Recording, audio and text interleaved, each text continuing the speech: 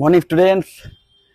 কোনো অজানা বস্তু বা কোনো অজানা ব্যক্তি যদি তোমার সামনে আসে এবং অদ্ভুত অদ্ভুত পাওয়ারফুল কাজ করে ফেলে, তাহলে কিন্তু মনের মধ্যে একটা ভয় কাজ করে।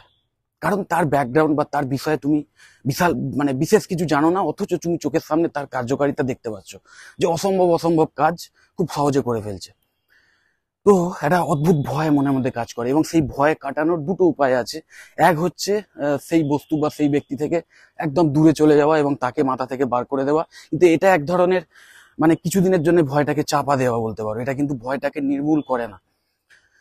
সেকেন্ড যে ওয়েটা আছে সেটা হচ্ছে যে সেই বস্তু বা ব্যক্তিকে ভালো করে চেনা, তার ব্যাকগ্রাউন্ডটা ভালো করে জানা। এবং একটা কথার কথা আছে, নিশ্চয়ই তোমরা জানো, যে শত্রুকে আরো কাছে রাখো বন্ধুর চেয়ে, বন্ধুকে কাছে রাখো, শত্রুকে আরো কাছে রাখো। নিশ্চয়ই জানো। তো এখানে যে বিষয়ের উপর আমি আলোচনা করতে চলেছি সেটাকে আমরা শত্রু বলেই ভাবছি, কারণ তার বিষয়ে আমরা বিশাল কিছু জানি না, কিন্তু দেখতে পাচ্ছি দারুণ অসাধারণ ভাবে অদ্ভুত অদ্ভুত কাজকর্ম তারা সে করে ফেলছে। কিন্তু অ্যাকচুয়ালি যদি তাকে ঠিক মতো চেনা যায়, তাকে ঠিক মতো বোঝা যায়, তাহলে সে কিন্তু তোমার পরম বন্ধু হয়ে উঠতে পারে। আমি আর্টিফিশিয়াল ইন্টেলিজেন্সের কথা বলছি, বা এআই। এখন একটু যারা খোঁজ খবর রাখো দেখবে, বিশেষ করে যে জব মার্কেট আছে, ভবিষ্যতে জবের যে মার্কেট নিয়ে যারা অ্যানালিসিস করে বা যারা সেটা নিয়ে আলোচনা করে, সেখানে কান পাতলে জানতে পারবে যে ভবিষ্যতে এই এআই নাকি মানুষের কাজ ছিনিয়ে নিতে পারে। এবং সেইটা নিয়ে একটা রিউমার চারিদিকে প্রচার হচ্ছে এবং বিভিন্ন কর্মক্ষেত্রে যে কাজের যে সুযোগ সেটা ভয়ঙ্করভাবে কমে যেতে চলেছে, এরকম একটা খবর কানে আসছে। এবং যার মেন কারণ কি না, এআই, যে আর্টিফিশিয়াল ইন্টেলিজেন্স অদ্ভুত অদ্ভুত ভাবে মানুষের যে কাজগুলো, যেটা হয়তো আগে 100টা মানুষ করতো, সেটা হয়তো একজনই খুব সহজে আরো নিখুঁত ভাবে করে ফেলতে পারে। এইরকম একটা দক্ষতা এআই এর আছে এবং তার ফলে ভবিষ্যতে প্রচুর লোক কর্মহীন হয়ে পড়বে। এবং এটা নিয়ে সবাই রীতিমতো ফ্রিকড আউট হয়ে আছে অনেকেই, যারা কাজ করছে অলরেডি, যারা কি বলবো ওয়ার্কিং, তারাও চিন্তায় আছে। আবার যে সমস্ত স্টুডেন্টরা ভবিষ্যতে কর্মজগতে প্রবেশ করবে, তারাও কিন্তু এই খবরগুলো পেয়ে চিন্তার মধ্যে আছে। কিন্তু আমি তোমাদের বলছি, যারা রীতিমতো এই বিষয় নিয়ে বিশেষজ্ঞ, তাদের বিভিন্ন আলোচনা এবং বিভিন্ন ডিসকাশন, সেইগুলো যদি ঠিকমতো বিচার বিবেচনা করো, তাহলে বুঝতে পারবে যে আলটিমেটলি এখানে ভয় পাওয়ার মতো কিচ্ছু নেই, যদি তুমি নিজেকে আপগ্রেড রাখো। এমনিতেই মনে রাখবে, যুগের নিয়ম হচ্ছে নিজেকে ক্রমশ আপগ্রেড করা। তুমি যদি একটা নলেজ বা একটা কাজের লেভেল, একটা কাজের দক্ষতার লেভেল অবধি পৌঁছে গিয়ে সেই নিজের কাজেই সন্তুষ্ট থাকো এবং নিজেকে আপগ্রেড করার কথা না ভাবো, তাহলে এমনিতেই কিন্তু তুমি আস্তে আস্তে ব্যাকডেটেড হয়ে পড়বে এবং আস্তে আস্তে তুমি পিছিয়ে পড়বে। তো এক্ষেত্রেও কিন্তু সেই নিয়মটা প্রযোজ্য। তো তোমাকে সবসময় আলটিমেটলি চেষ্টা করে যেতে হবে যে যাতে তুমি আপগ্রেড হও। আর এখন তোমরা স্টুডেন্ট, তো তোমরা যদি এই আর্টিফিশিয়াল ইন্টেলিজেন্স এটাকে কিভাবে ইউজ করা হচ্ছে সেইটা যদি নিজেরাই এখন থেকে বিভিন্ন অ্যাপ থেকে যদি তোমরা ইউজ করে দেখো, নিজেরাই দেখেছো নিশ্চয়ই, ফ্রিতে অনেক অ্যাপ পাওয়া যায়। তার মধ্যে অবশ্যই সবচেয়ে যেটা জনপ্রিয় যে অ্যাপ, যেটা চ্যাট জিপিটি, ওপেন এআই বানিয়েছে। কিন্তু ওপেন এআই বানিয়েছে, কিন্তু ওদের যে সোর্স কোড সেগুলো কিন্তু ওরা ডিসক্লোজ করে না। কিন্তু এটুকু জানা যায় যে পাইথনের মাধ্যমে করা, পাইথন একটি প্রোগ্রামিং ল্যাঙ্গুয়েজ, ঠিক যেরকম সি++, জাভা এই টাইপের প্রোগ্রামিং ল্যাঙ্গুয়েজ আছে, সেরকম পাইথন আছে। এবং পাইথনের সাথে সাথে আরো প্রচুর ক্রিটিক্যাল ডাটা স্ট্রাকচার এই সফটওয়্যারটা বানাতে ইউজ করা হয়েছে। এবং যে সমস্ত ডাটা স্ট্রাকচার গুলো আবার অন্যান্য অনেক প্রোগ্রামিং ল্যাঙ্গুয়েজ দিয়ে হয়তো সাপোর্ট করে সেটাকে রান করাচ্ছে। সো আলটিমেট যে আর্কিটেকচার, সেটা কিন্তু ওরা ডিসক্লোজ করেনি। কিন্তু এটা মাথায় রাখতে হবে যে আলটিমেটলি এই যে চ্যাট জিপিটি অদ্ভুত অদ্ভুত প্রবলেম সলভ করে দিচ্ছে, বিশেষ করে কন্টেন্ট ক্রিয়েশনের যে জগৎ বা কন্টেন্ট ক্রিয়েটিং যে ব্যাপারটা ছিল একটা সময়, সেটার যে অদ্ভুতভাবে কাজ করছে। তুমি যে কোনো বিষয়ে যদি কোনো এসে লিখতে দাও, তাহলে সঙ্গে সঙ্গে সে লিখে দেবে ডিটেলসে খুব ভালোভাবে। যে কোনো বিষয়ে ডেসক্রিপশন লিখতে দিলে সে সুন্দর করে সেটা লিখে দিচ্ছে। এবং শুধু তাই নয়, তার সাথে সাথে তোমার যে কোনো প্রশ্নের মোটামুটি একটা সঠিক অ্যান্সার কিন্তু দিয়ে দিচ্ছে।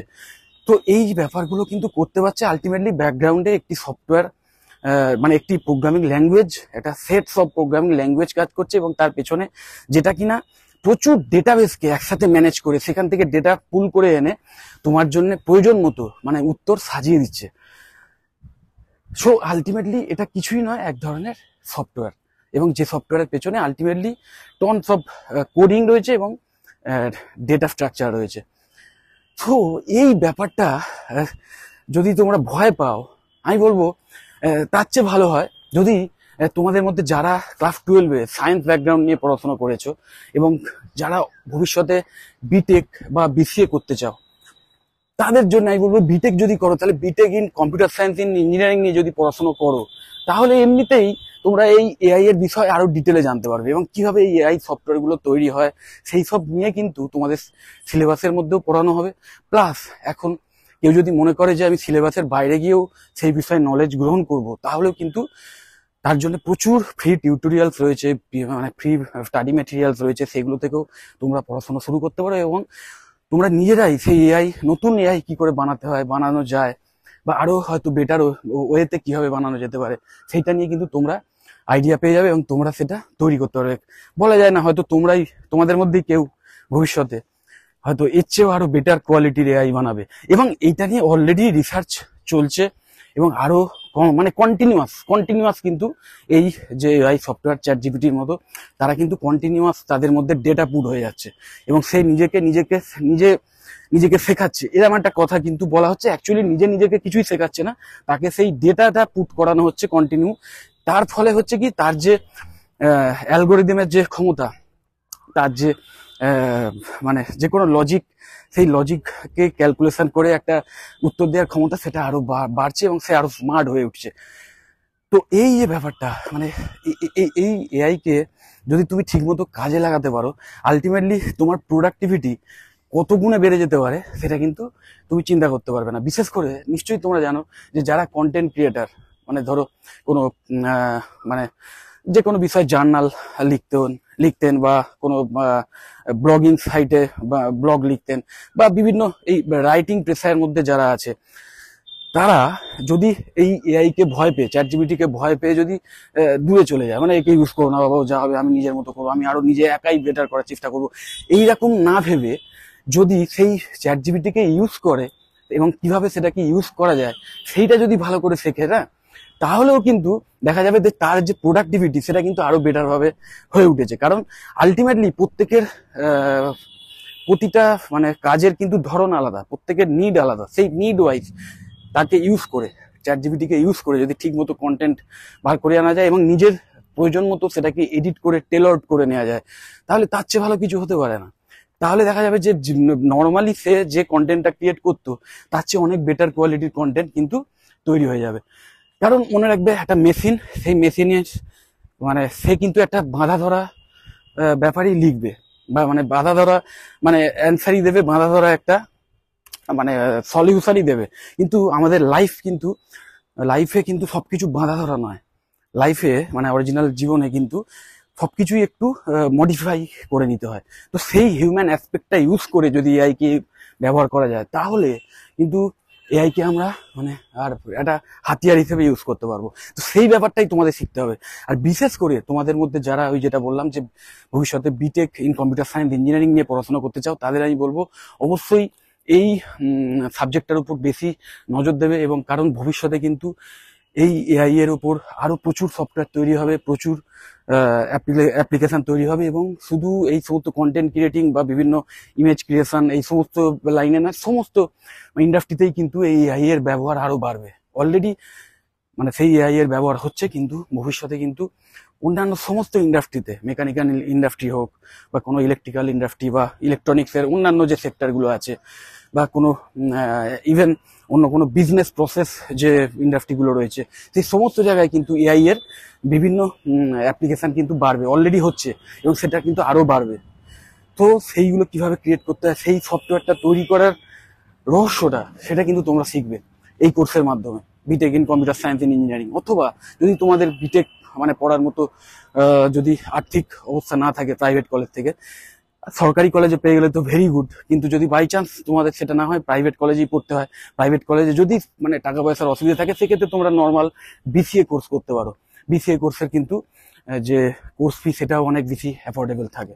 আর মাথায় রাখবে একটাই জিনিস, যে এআই কে ইউজ করে শুধু এই সমস্ত মানে মানে কি বলবো, যে কোনো ক্যালকুলেশন বা যে কোনো এইসব কন্টেন্ট ক্রিয়েশন এইরকম না, যে কোনো প্রবলেমের সলিউশনও কিন্তু অনেক সময় পেয়ে যেতে পারো। যেমন আমি তোমাদের উদাহরণস্বরূপ একটা কথা বলি, একটা সময় যে কোনো জায়গায় যে মানে ধরো কোনো একটা এরিয়াতে কোনো পার্টিকুলার বিজনেস সেখানে চালু করার আগে একটা সার্ভে করা হতো, মার্কেট সার্ভে করে দেখা হতো, এবং সেটা কোনো মানুষকে দিয়ে করানো হতো, একাধিক মানুষকে দিয়ে করানো হতো, একাধিক মানে পার্সনকে হায়ার করা হতো, ছেলে বা মেয়েকে হায়ার করা হতো। তাদের কাজ হতো বিভিন্ন ডোর টু ডোর গিয়ে সেই কোনো মানুষদের সঙ্গে কথাবার্তা বলে তাদের আদৌ সেই প্রোডাক্টের চাহিদা আছে কিনা, বা থাকলেও কিরকম প্রাইসের মধ্যে তারা চাইছে, এবং কি টাইপের মানে কাস্টমার, মানে তাদের এজ গ্রুপ কত, তাদের কি তাদের মানে অন্যান্য পারচেজিং ক্ষমতা কত, এই সমস্ত